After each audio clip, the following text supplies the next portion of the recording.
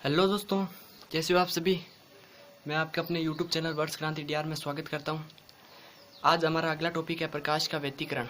इसके बारे में देखेंगे कि प्रकाश का व्यतिकरण क्या होता है। तो आप हमारे चैनल पर नए हो तो प्लीज़ चैनल को सब्सक्राइब ज़रूर कर देना। सबसे पहले देखते हैं प्रकाश का व्यतिकरण। अब मैं इसको पहले समझा देता हूँ कि ये क्या चीज़ होती है। तो मैंने कहा कि जब दो प्रकाश की किरणें आ रही है या तरंगे, जिसकी जो संज्ञा दी थी, प्रकाश के तरंगों की संख्या किसने दी थी? हाइजेंस ने दी थी 1678 ईस्वी में। उन्होंने कहा था प्रकाश जो होता है वो तरंग की भांति व्यवहार करता है। तो इस प्रकार जब दो तरंगे आती है, देखो ये जो दो तरंगे हैं वो इस प्रकार आती है, एक ही कला कोण में है। दो तरंगे इस प्रकार आ रही है, इसको आप एक बार भूल जाओ। दो तरंगे इस प्रकार आ रही है और ये माध्यम में किसी बिंदु में हवा भी हो सकती है। ये दोनों क्या हो जाती है, जुड़ जाती है और इस प्रकार एक बड़ी तरंग का निर्माण करती है। इस घटना को प्रकाश का व्यतिकरण कहते हैं। तो दोस्तों मैं इसमें लिख देता हूँ, आप नोट्स बना लेना। जब दो या दो से अधिक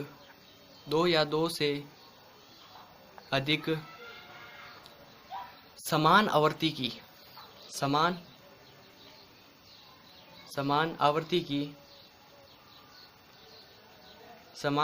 की कला संबंध प्रकाश तरंगे, ये एक ही कोण में आ रही है। देख सकते हो दोस्तों, समान आवृत्ति की है, दोनों एक जितनी है। समान आवृत्ति की कला संबंध प्रकाश तरंगे एक साथ किसी एक दिशा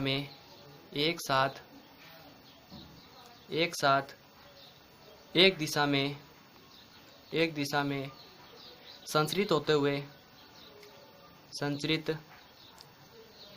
हुए किसी माध्यम में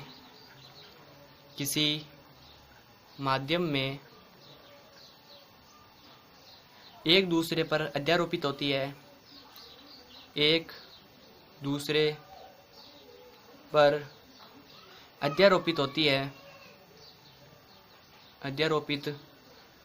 है। तो माध्यम के किन्हीं बिंदुओं पर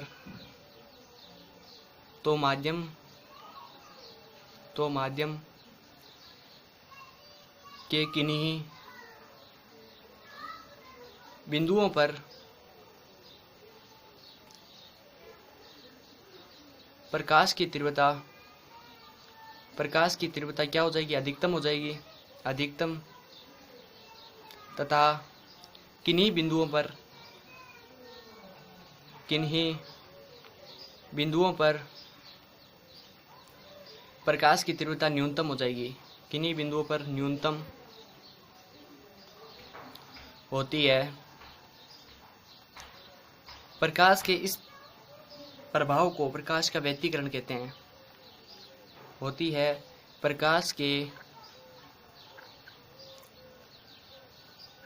प्रकाश के इस प्रभाव को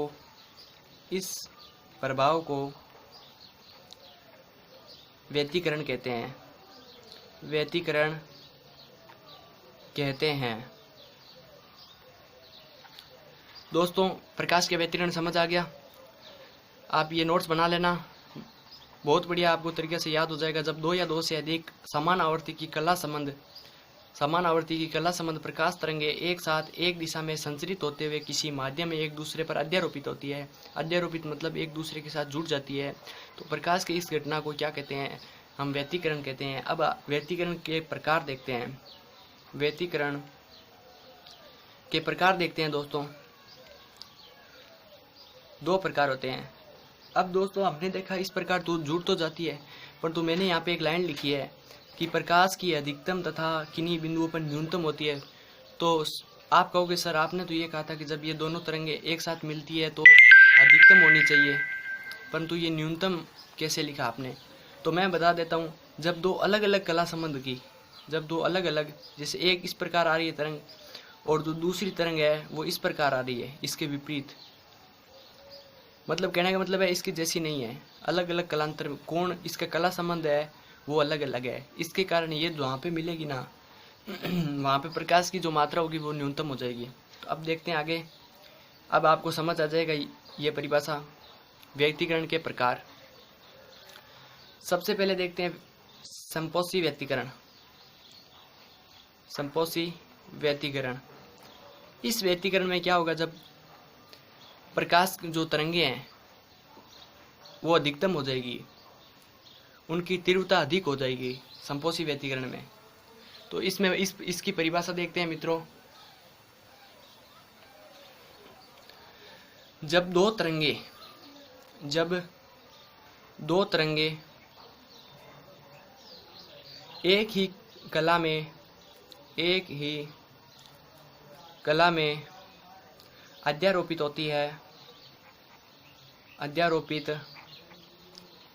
होती है, इनमें कालांतर का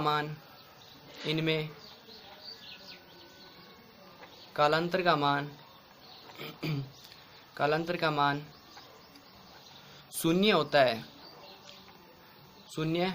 है।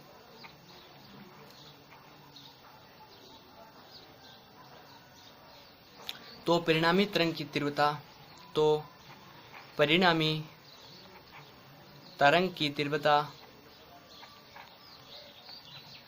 तीव्रता क्या हो जाएगी, अधिकतम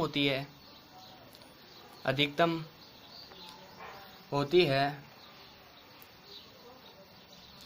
इस घटना को संपोषी व्यक्तिकरण कहा जाता है। इस घटना को संपोषी व्यक्तिकरण कहते हैं। तो दोस्तों क्लियर हो गया होगा इस घटना को संपोषी व्यक्तिकरण किसे कहते हैं। दो टाइप है व्यक्तिकरण के। पहला है संपोषी व्यक्तिकरण, इसमें जो दो तरंगे आ रही है इस प्रकार एक तरंग ये मान ली मैंने, इसी प्रकार दूसरी मैंने ये मान ली, एक जैसी तरंग है, और ये मिलकर क्या हो जाएगी, एक बड़ी तरंग का निर्माण करती है। परंतु जब दूसरा देखेंगे विनाशी व्यक्तिकरण, इसमें एक तरंग तो इस प्रकार होगी, परंतु दूसरी जो होती है वो इसके विपरीत होगी। इसके विपरीत होने के कारण इसकी मात्रा जो होती है तीव्रता न्यूनतम हो जाएगी उसकी। तो 2 नंबर देखते हैं विनाशी व्यक्तिकरण।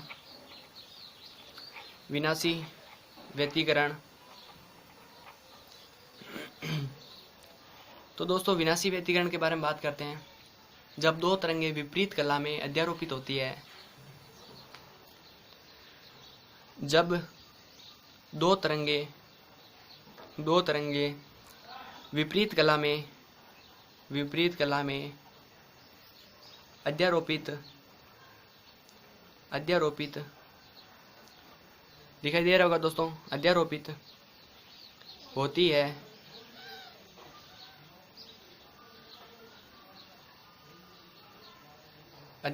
है, जिसमें पाई यानी व्यक्तिकरण का मान, पाई का मान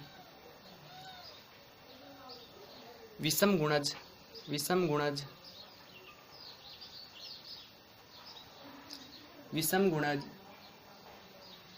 2n+1 पाई तथा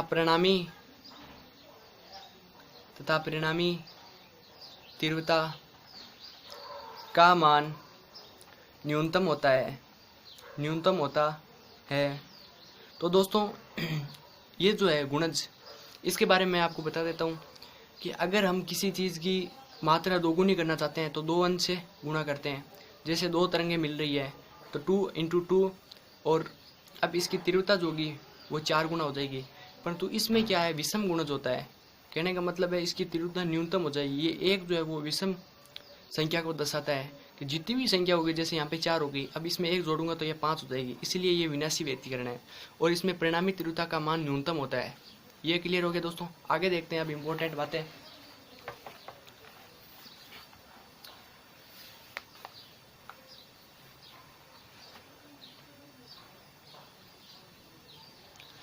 इसमें एक बात लिख देता हूं मैं आपको कि व्यक्तिकरण की जो घटना है, व्यक्तिकरण की घटना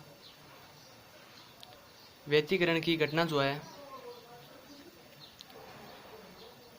अनुप्रस्थ तथा अनुदैर्घ्य, अनुप्रस्थ तथा अनुदैर्घ्य तरंगों में संबंध है। दोनों तरंगों में संबंध है। कहने का मतलब है कि दो तरंगें इस प्रकार आ रही होगी तो भी यह व्यक्तिकरण को परिभाषित करेंगे, और इस प्रकार आती है तो भी यह व्यक्तिकरण को, अनुप्रस्थ और अनुदैर्घ्य दोनों तरंगें जो होती है वो इसमें व्यक्तिकरण से संबंधित है। और ये जो व्यक्तिकरण की परिभाषा जो है, ये व्यक्तिकरण किन किन तरंगों में होता है, तो ये प्रकाश के तो जो प्रकाश तरंगों में तो होता ही है, साथ में ये ध्वनि तरंगों में भी व्यक्तिकरण होता है। दो ध्वनि की तरंगें मिलकर आपस में एक बड़ी ध्वनि का निर्माण करती है। अब बात करते हैं कला असंबंध। पहले देखते हैं कला असंबंध स्रोत कौन कौन से होते हैं। तो आप पूछोगे सर ये कला असंबंध स्रोत क्या होता है? स्रोत तो मैं बता देता हूँ कि मैंने कहा था कि कल वो जो विनाशी व्यक्तिकरण होता है वो किसके द्वारा होगा, किससे उत्पन्न जो प्रकाश होगा उससे ये विनाशी व्यक्तिकरण होगा। तो कला असंबंध स्रोत से जो भी जितने भी स्रोत है असंबंध स्रोत, इससे निकलने वाला प्रकाश जो होता है वो विनाशी व्यक्तिकरण को बताता है, और ये इससे प्रकाश की जो तीव्रता होगी वो न्यूनतम हो जाएगी, और इसमें पाई का जो मान होता है यानी कालांतर का मान जो होता है, कोणों का मान, वो 2n+1 पाई का गुणज होता है। क्लियर हो गया दोस्तों? तो देखते हैं कला असंबंध स्रोत कौन कौन से होते हैं। दो पास पास लगे बल्ब, दो पास पास लगे बल्ब जो होते हैं ये सबसे अच्छा उदाहरण है कला असंबंधी स्रोत में। इसमें इसकी परिभाषा लिख लेते हैं, वह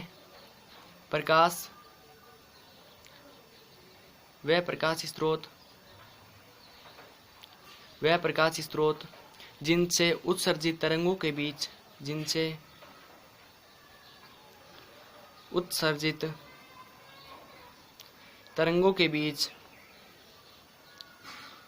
बीच क्या होता है, किसी स्थान पर कालांतर समय के साथ परिवर्तित होता है। किसी स्थान पर कालांतर समय के साथ परिवर्तित होता है,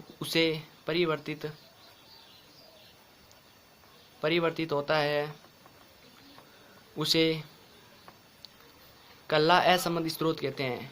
कला असंबंध स्रोत कहते हैं। तो दोस्तों क्लियर हो गया कला असंबंध स्रोत। पास पास लगे दो बल्ब जो होते हैं और इनसे जो निकलने वाले प्रकाश की जो तरंगें होती है वो एक दूसरे के क्या करती है, विपरीत, यानी अलग अलग। इसमें कला कोण का मान जो होता है, कोण जो होता है वो अलग अलग होता है। इस प्रकार आप याद रख सकते हो। तो दूसरा देखते हैं कला असंबंध स्रोत, उसी प्रकार जो होता है वो कला संबंध स्रोत भी होता है। कला संबंध स्रोत जिनसे निकलने वाला प्रकाश होता है वो व्यक्तिकरण, संपोषी व्यक्तिकरण को प्रदर्शित करता है। संपोषी व्यक्तिकरण को प्रदर्शित करता है। तो मैंने बता दिया। इसमें जो आपको इसकी परिभाषा क्या लिखनी है दोस्तों, वह प्रकाश स्रोत जिनसे उत्सर्जित तरंगों के बीच किसी स्थान पर कालांतर समय के साथ अपरिवर्तित होता है, यानी दोनों तरंगें एक साथ आती है, उसे कला संबंध स्रोत कहते हैं। जिनसे उत्सर्जित जो प्रकाश होता है वो समय के साथ परिवर्तित नहीं होता, उसे कला संबंध स्रोत कहते हैं। उदाहरण मैं आपको बताता हूँ, जो हमारी लेज़र लाइट होती है, लेज़र लाइट से निकलने वाला प्रकाश सबसे अच्छा उदाहरण है वाला प्रकाश। और दूसरा जो होता है इसमें यंग का द्विशील्ट प्रयोग।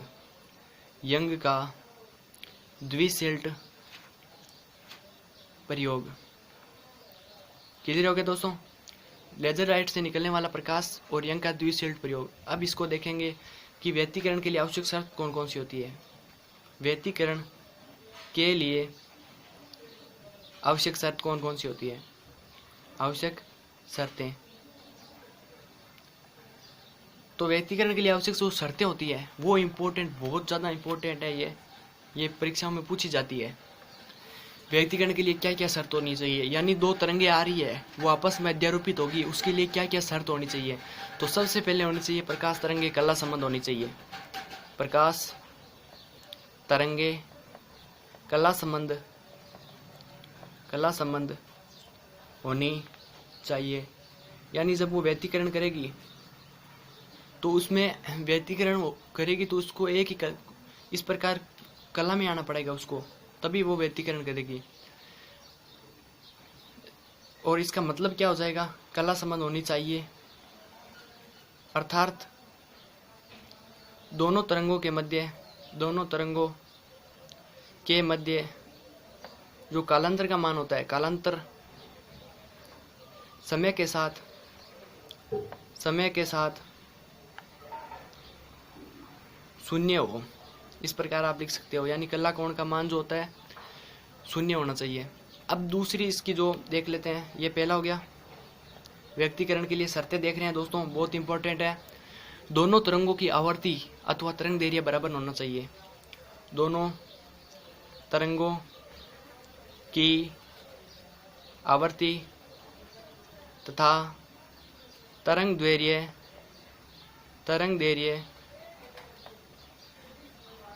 क्या होना चाहिए, बराबर होना चाहिए, बराबर होना चाहिए। क्लियर हो गया दोस्तों। इसी प्रकार 3 नंबर पॉइंट देखते हैं हम। दोनों तरंगे जो होती हैं, दोनों तरंगे एक ही दिशा में संचरित होनी चाहिए। दोनों तरंगे एक ही दिशा में संचरित होनी चाहिए। 4 नंबर पर देखते हैं दोस्तों, दोनों प्रकाश स्रोत क्या होने चाहिए, अति निकट होने चाहिए, यानी पास होने चाहिए।